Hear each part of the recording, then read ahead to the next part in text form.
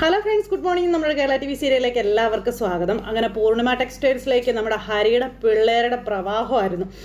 അങ്ങ് കയറി ചെന്ന് അവനെ അവിടെ ഇട്ട് അടിച്ച് ഇടിച്ച് ഇഞ്ച പരുവാക്കുവാണ്. അപ്പോൾ പല്ലവിയും സേതുവും ഹരി ഇതൊക്കെ കാണുകയും കേൾക്കുകയും ചെയ്ത് ഇങ്ങനെ നിൽക്കുക. അടിയുടെ ഇടിയുടെ ശബ്ദം കാരണം പല്ലവി എന്ന് പറഞ്ഞ് നിൽക്കുക എന്ന് പറഞ്ഞുകൊണ്ട് ഹരി ഇങ്ങനെ അവിടെ നിൽക്കുക കേട്ടോ. മുകളിലേക്ക് നോക്കി ഇവരിങ്ങനെ നിൽക്കുകയാണ്. അങ്ങനെ ഋതുവിനെ ഇറക്കി വിട്ട് എല്ലാം തൻ്റേതാണെന്നും പറഞ്ഞുകൊണ്ട് അങ്ങനെ ഇരിക്കുന്ന സമയത്ത് പ്രതാപൻ ഒട്ടും പ്രതീക്ഷിച്ചില്ല ഇതുപോലൊരു തിരിച്ചടി കിട്ടുമെന്ന്. പ്രതാപൻ വലം കൈയായി ഇടവും വലവും ഒക്കെ നിർത്തിയിരുന്ന ആൾക്കാരൊക്കെ ജീവനും കൊണ്ട് ഇറങ്ങി ഓടി. അയ്യോ ഞങ്ങളൊന്നും ചെയ്യല്ലേ എന്ന് പറയാം. ഇപ്പോൾ ഇറങ്ങിയ ഓട്ടത്തിൽ അവർ നമ്മുടെ പല്ലവി തട്ടിയിട്ടിട്ട് ഓടിയത്. അപ്പോഴത്തേക്കും പല്ലവിയുടെ കൈ ഇങ്ങനെ ഒരു സ്ഥലത്ത് നിന്ന് ഇടിച്ചു. അപ്പോൾ പല്ലവിയുടെ കൈക്ക് എന്തോ പറ്റിയിട്ടുണ്ട്.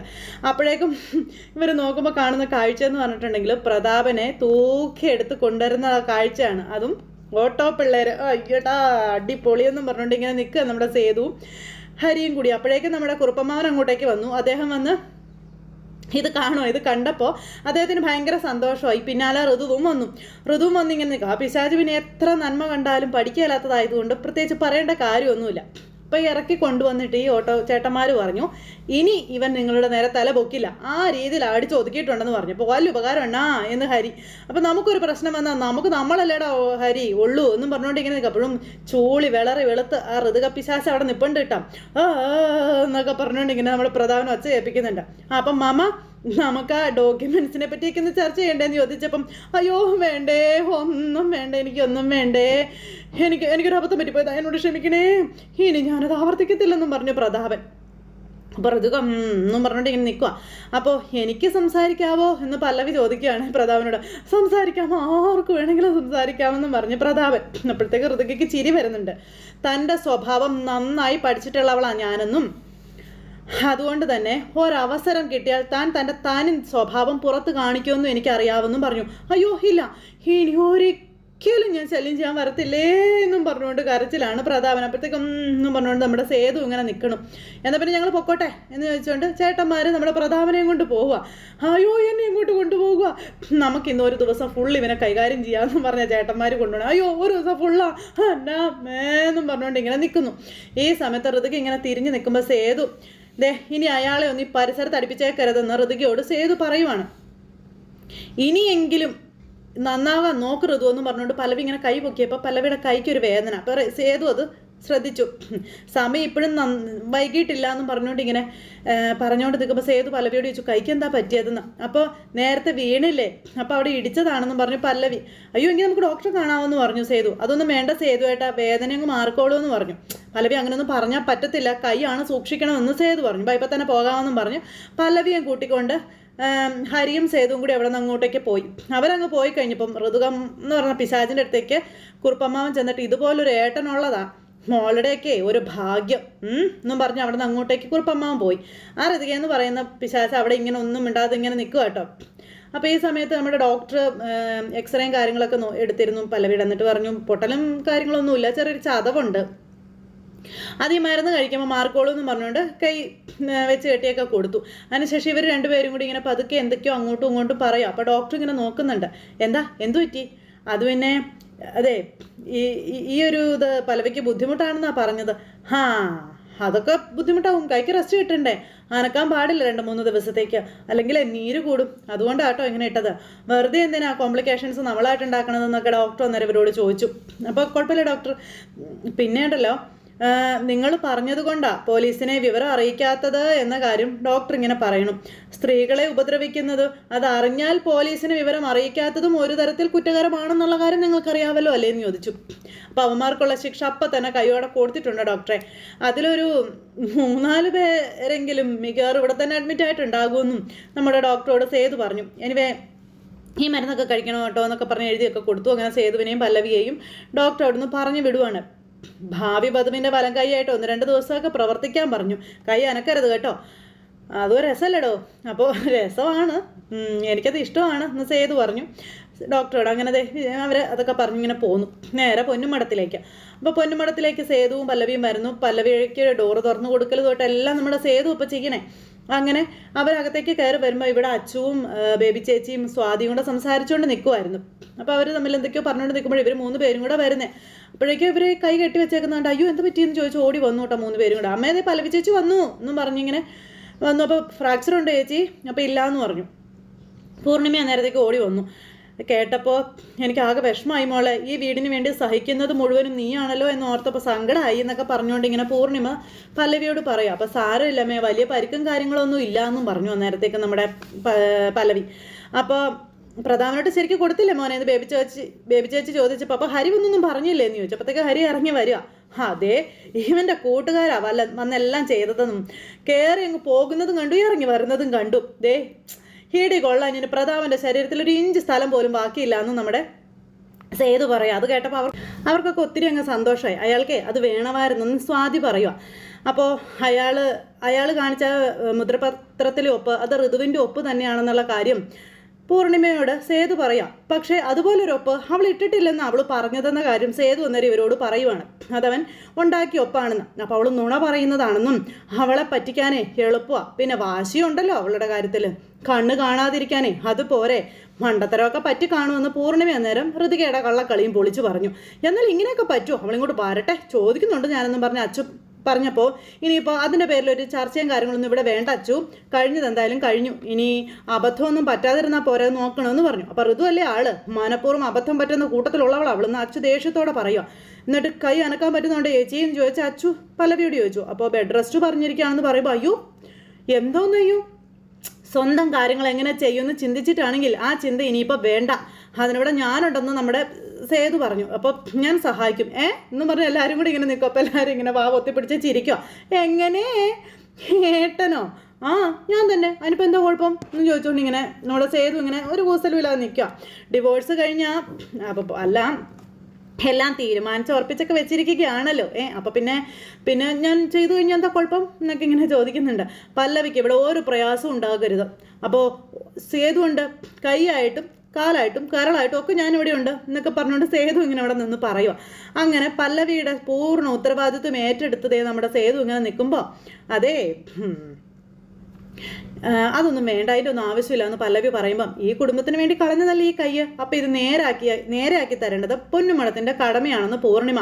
അതിവൻ ചെയ്തു തരും കേട്ടോ, ഭംഗിയായിട്ട് അവൻ ചെയ്തു തരും അല്ലേടാ എന്ന് പൂർണിമ സേതുവിനോട് ചോദിക്കുമ്പോൾ എന്നൊക്കെ പറഞ്ഞുകൊണ്ട് ഇങ്ങനെ നിൽക്കുക. അപ്പോൾ ബാക്കിയുള്ളവരെല്ലാവരും നമ്മുടെ സേതുവിനെ കളിയാക്കി ചിരിക്കുക. അപ്പോൾ ഇവളെ കൊണ്ടുപോയി കിടത്താൻ പറഞ്ഞു. ചെല്ല് ബാബല്ലേ നമുക്ക് കിടക്കാം എന്ന് പറയുമ്പോൾ എന്തോന്ന്, അയ്യോ അങ്ങനെയല്ല, അല്ല കിടത്താന്നാ പറഞ്ഞത് വാന്ന് പറഞ്ഞുകൊണ്ട് സേതു ഇങ്ങനെ പലവയും കൊണ്ട് പോകുക. അപ്പം ശരിയേ എന്ന് പറഞ്ഞാൽ എല്ലാവരുടെയും മുഖത്തൊക്കെ നോക്കിയൊരു ചമ്മിയ ചിരിയൊക്കെ ആയിട്ട് നമ്മുടെ സേതു അങ്ങ് പോയി. പല്ലവി സേതു കൂടെ അവിടെ നിന്ന് പോകുന്നത് ഇവരെല്ലാവരും വളരെ സന്തോഷത്തോടെ ഇങ്ങനെ നോക്കി നിൽക്കുകയാണ്. ഇത് കഴിഞ്ഞതിന് ശേഷമോ പിന്നെ കാണിക്കുന്നത് നമ്മുടെ പാറു അവിടെ ഇരുന്ന് ഇങ്ങനെ എന്തോ ചെയ്തുകൊണ്ടിരിക്കുമ്പോഴത്തേക്കും മാഷ് ഓടി ശോഭയെന്ന് പറഞ്ഞ് വിളിച്ച് കയറി വന്നു. എന്താ മാഷെന്ന് ചോദിച്ചപ്പോൾ ബയോഡേറ്റ അയച്ചു കൊടുക്കാൻ പറഞ്ഞിട്ടുണ്ട് നിൻ്റെ ആങ്ങളാന്ന് പറഞ്ഞു. അതായത് പാറുവിനെ അങ്ങോട്ടേക്ക് എങ്ങാണ്ട് അയക്കാൻ വേണ്ടിയിട്ട്. അപ്പോൾ അവളെ അങ്ങ് കൊണ്ടുപോകാൻ പറ്റുമെന്ന് അവൻ പറഞ്ഞതെന്നൊക്കെ പറഞ്ഞു. അപ്പോൾ അങ്ങനെയൊക്കെ പറയുന്നത് കേട്ടപ്പോൾ പാറു എൻ്റെ കാര്യം ഓർത്ത് നിങ്ങൾ വെറുതെ കാശ് കളയണ്ട എന്ന് പറഞ്ഞു. പാറു പണ്ട് അമേരിക്ക പോകണമെന്നായിരുന്നല്ലോ നിൻ്റെ ആഗ്രഹം, ഇപ്പം എന്താടി ഇതൊക്കെ മാറിയത്? അപ്പോൾ അതൊക്കെ മാറി, എനിക്കറിയാടി കാരണം എന്താണെന്ന്. അപ്പോൾ അറിയാമല്ലോ, അപ്പോൾ പിന്നെ ഞാനൊന്നും വിശദീകരിക്കേണ്ട കാര്യമില്ലല്ലോ എന്നൊക്കെ ഇങ്ങനെ പാറു ദേഷ്യത്തോടെ പറയാം. നിങ്ങൾ വിചാരിക്കുന്നതൊന്നും അല്ല എൻ്റെ മനസ്സിൽ, എനിക്ക് ഡോക്ടറേറ്റ് എടുക്കണമെന്നൊക്കെ പറയുമ്പം അത് അവിടെയാണെങ്കിലും പറ്റത്തില്ലെന്ന് ചോദിച്ചു അച്ഛൻ. ഇവിടുന്ന് ഡോക്ടറേറ്റ് എടുത്ത് ഇവിടെ ഏതെങ്കിലും കോളേജിൽ പഠിപ്പിക്കണം എന്നുള്ളതായി എനിക്കെന്നും പാറു ഇങ്ങനെ പറയുവാണ്. ആ ഒരാഗ്രഹം അമേരിക്കയിൽ ചെന്നാൽ എന്തായാലും നടക്കില്ലല്ലോ, നടക്കുമെന്ന് ചോദിച്ചു. അപ്പോഴേക്കും അമ്മ തുള്ളി ഉറഞ്ഞ് മകൾക്കരികിലേക്ക് വന്നു. ഞങ്ങൾ പാസ്പോർട്ടിൻ്റെ വിവരങ്ങളും മറ്റും ഒക്കെ അയച്ചു കൊടുക്കും, നിൻ്റെ ബയോഡേറ്റയും കൊടുക്കും, വിസ കിട്ടിയാൽ നീ പോയിരിക്കും എന്ന് പറഞ്ഞിങ്ങനെ പറയുമ്പോൾ അത് അമ്മയുടെ വാശി. അതുപോലെ എനിക്ക് എൻ്റേതായ വാശിയുണ്ട്, പോവില്ല എന്ന് പറഞ്ഞു. ഞാൻ പോവില്ല, വെറുതെ അതും ഇതും പറഞ്ഞ് എന്നോട് വഴക്കിന് വരണ്ടാന്ന് പറഞ്ഞുകൊണ്ട് പാറു ഉടനെ അങ്ങോട്ടേക്ക് പോയി. ഇവളിത് എന്തു ഭാവിച്ചാണെന്ന് ചോദിച്ചാൽ ശോഭ അമ്മ ചെല്ലുക. അപ്പോൾ ബാധ പോലെ അവൻ അവളുടെ കൂടെ കൂടിയിരിക്കുകയാണല്ലോ, അവൻ ഒഴിഞ്ഞു പോകാതെ ഇവൾ നന്നാവില്ലെന്നും പറഞ്ഞ് ശോഭ അമ്മ മാഷിനോട് പറഞ്ഞ് കരയുക. മാഷാണെങ്കിൽ എന്ത് സംഭവിച്ചാലും അവളെ വിടുമെന്നും പറഞ്ഞുകൊണ്ട് തന്നെ നിൽക്കുന്നു. അപ്പോൾ അങ്ങനെ ആ ഒരു ഇതെല്ലാം കഴിഞ്ഞ് പിന്നെ നമ്മുടെ പാറു നേരെ വിശ്വത്തിൻ്റെ അടുത്ത് ചെന്നു. ഈ അമേരിക്കൻ ട്രിപ്പിനെ പറ്റിയുള്ള കാര്യങ്ങൾ പറഞ്ഞു. അപ്പോൾ അമേരിക്കയിൽ പോകാമെന്നുള്ളത് എല്ലാവരുടെ ഒരു സ്വപ്നമല്ലേ, തനിക്ക് അതിനുള്ളൊരു അവസരം കിട്ടി, എന്തുകൊണ്ട് പോയിക്കൂടാന്ന് ചോദിച്ചു. അപ്പോൾ രണ്ട് കാരണങ്ങളാണ് എന്നെ ഇപ്പോൾ ഇവിടെ പിടിച്ചു നിർത്തുന്നത്. ഒന്ന്, എനിക്ക് ഡോക്ടറേറ്റ് എടുക്കണമെന്നുള്ളത്, അത് അവിടെയും ആകാവുന്നതല്ലേ ഉള്ളൂ, ആവാം, പക്ഷേ രണ്ടാമത്തെ കാരണം അതവിടെ ഉണ്ടാവില്ലല്ലോ. അല്ല അതെന്താ അവിടെ ഇല്ലാത്തയൊന്നെന്താ, അത് വിശ്വൻ അവിടെ ഉണ്ടാവില്ലല്ലോ എന്ന് പാറു പറയുക. താനിവിടെയല്ലേ ഉള്ളത്. അപ്പോൾ വിശ്വൻ ചെന്ന് പാറുവിൻ്റെ അടുത്തേക്ക് ഇരുന്നു. എടോ ഈ ഡിജിറ്റൽ യുഗത്തിൽ ദൂരം ഒരു പ്രശ്നമാണോ പാറു? അപ്പം അത് പ്രശ്നമാണ്, എനിക്കത് പ്രശ്നമാണെന്ന് പാറു പറയുക. എന്തിനാ എന്നെ അമേരിക്കയിലേക്ക് കൊണ്ടുപോകുന്നതെന്ന് അറിയോ വിശ്വന്? നമ്മുടെ ബന്ധം അത് ഇല്ലാണ്ടാക്കാൻ വേണ്ടിയിട്ടാ. അത് അറിഞ്ഞുകൊണ്ട് ഞാൻ അതിന് കൂട്ടു നിൽക്കണമെന്നാണോ വിശ്വൻ പറയുന്നത് എന്നൊക്കെ ചോദിച്ചു. ഒരിക്കലും ഞാൻ അങ്ങനെ ചെയ്യില്ല, ഞാനതിന് കൂട്ടു നിൽക്കുകയില്ല എന്ന് പാറു. അത് കേട്ടപ്പോൾ നാളെ ഞാൻ കാരണം തൻ്റെ ഭാവി നശിച്ചെന്ന് തനിക്ക് തോന്നരുതെന്ന് പറഞ്ഞു. ഒരിക്കലും തോന്നില്ല, എൻ്റെ തീരുമാനങ്ങൾ എൻ്റെ മാത്രം തീരുമാനങ്ങളാണ്. അതുകൊണ്ട് നല്ലത് വന്നാലും ചീത്ത സംഭവിച്ചാലും അത് ഞാൻ അങ്ങ് സഹിക്കത്തേ ഉള്ളൂ എന്ന് പാറു ഇങ്ങനെ വിശ്വനോട് പറഞ്ഞു. അപ്പോൾ എൻ്റെ അഭിപ്രായം പോകണം എന്നുള്ളതാണ്. അമേരിക്ക ആയതുകൊണ്ടാണ് ഞാൻ ഈ പറയുന്നത്.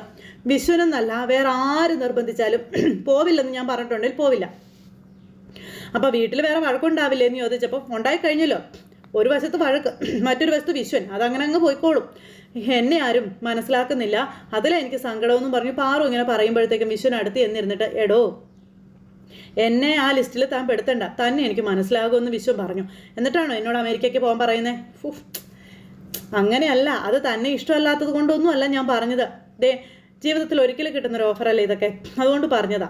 അപ്പോൾ എനിക്ക് ലൈഫിൽ കിട്ടുന്ന ഒരിക്കൽ മാത്രം കിട്ടുന്ന ഒരു ചൂസിങ് അത് അമേരിക്ക അല്ല, പിന്നെയോ അത് താനാ എന്ന് പറഞ്ഞു പാറു ഇങ്ങനെ പറഞ്ഞു. അങ്ങനെ രണ്ടുപേരും കൂടി ഇപ്പോൾ ആ ഒരു ഇതിലിരിക്കുകയാണ്. ഇത് കഴിഞ്ഞതിന് ശേഷം പിന്നെ ബേബി ചേച്ചി ഇച്ചിരി കഞ്ഞിയൊക്കെ ആയിട്ട് വരുമോ സേതുവിൻ്റെ അടുത്തേക്ക്. ഇത് ആർക്കാ ബേബി ചേച്ചി കഞ്ഞി?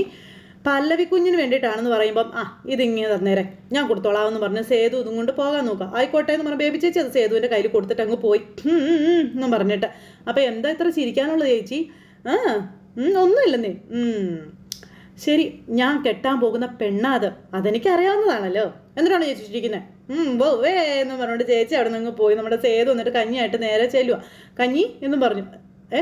എന്തെന്നാ? അല്ല, കഞ്ഞി തരാമെന്ന് പറഞ്ഞതാണെന്ന് പറഞ്ഞു. അങ്ങനെ ഞാൻ കഴിച്ചോളാം സേതുവായിട്ട്, അതിങ്ങ് തരാൻ പറഞ്ഞ് പല്ലവി ചോദിച്ചപ്പോൾ അതൊന്നും വേണ്ട, കൈ എടുക്കാനേ പാടില്ല, അതുകൊണ്ട് ഞാൻ തന്നെ വാരി തരാമെന്ന് പറഞ്ഞു സേതു കഞ്ഞി വാരി കൊടുക്കുക പല്ലവിക്ക്. അങ്ങനെ സേതു വാരി കൊടുക്കുന്ന കഞ്ഞിയൊക്കെ കുടിച്ച് നമ്മുടെ പല്ലവി ഇങ്ങനെ ഇരിക്കുവാണ്. അപ്പം സ്വാതിയും അച്ചു അതുവഴി വരെ വന്നു. ഞങ്ങൾ സഹായിക്കണോ എന്നും ചോദിച്ച് പല്ലവിയും സേതു ഇങ്ങനെ അങ്ങോട്ടും ഇങ്ങോട്ടും നോക്കി ഇങ്ങനെ നിൽക്കുമ്പോൾ, എന്തിന്? ഇത് ഞാൻ തന്നെ ചെയ്തോളാം, അതിൻ്റെ ആവശ്യമുള്ളൂ. ഇനിയുള്ള കാലത്ത് ഭാര്യയും ഭർത്താവും ഒരുമിച്ചായിരിക്കും വീട്ടിലുള്ള ജോലികളും കാര്യങ്ങളൊക്കെ ചെയ്യാൻ പോകുന്നത്. പല്ലവി ഇങ്ങനെ നോക്കുവന്നില്ല സേതുവിന്. എല്ലാവരും എല്ലാം അറിഞ്ഞിരിക്കണം. അതറിയാമോ നിങ്ങൾക്കോ? അതറിഞ്ഞിരിക്കണം എന്നും പറഞ്ഞുകൊണ്ട് സേതു വീണ്ടും ചെന്ന് പല്ലവിക്ക് കഞ്ഞി വാരി കൊടുക്കുക. അല്ല, അതിപ്പോൾ എന്താ ഇവിടെ പറയാൻ കാര്യം? അല്ല, ഞാൻ വെറുതെ സൂചിപ്പിച്ചതേ ഉള്ളേ എന്ന് അച്ചുവിനോട് സേതു. എടി, സേതുവായിട്ടിന് മുഖം കണ്ടിപ്പോൾ എന്താ തോന്നുന്നതെന്ന് അറിയാവുന്ന അച്ചു സ്വാതിയോട് ചോദിക്കാം. ചേച്ചിക്ക് ഇങ്ങനെ ഒരു അപകടം പറ്റിയത് നന്നായി എന്നുള്ളതാ. എടി, ദൈവദോഷം പറയല്ലേടി. കെട്ട് പല്ലവിയുടെ കയ്യിലാണെങ്കിലും വേദന ഈ നെഞ്ചിനകത്താണെന്നൊക്കെ പറഞ്ഞപ്പോൾ ആണോ എന്ന് ചോദിച്ചിട്ട് അനിയത്തിമാരിങ്ങനെ കളിയാക്കിക്കൊണ്ട് ഇങ്ങനെ നിൽക്കുക കേട്ടോ. അതെന്തായാലും കൊള്ളാവല്ലോ, കെട്ടവിടെയും വേദന ഇവിടെയും നല്ലൊരു കാര്യമാണല്ലോ. അപ്പം മരുന്നൊക്കെ കഴിക്കുന്നത് സേതുവേട്ടനായിരിക്കും അല്ലേ എന്നൊക്കെ ചോദിച്ചുകൊണ്ട് അച്ഛൻ കളിയാക്കും. എന്നും പറഞ്ഞു പല്ലവി ഇരിക്കുക. അല്ല, വേദന പോവാനേ പെയിൻ കില്ലേഴ്സ് ഒക്കെ ഉണ്ടാകുമല്ലോ. വേദന ഈ നെഞ്ചിനകത്താകുമ്പോൾ സേതുവേട്ടൻ വേണമല്ലോ അതൊക്കെ കഴിക്കാൻ.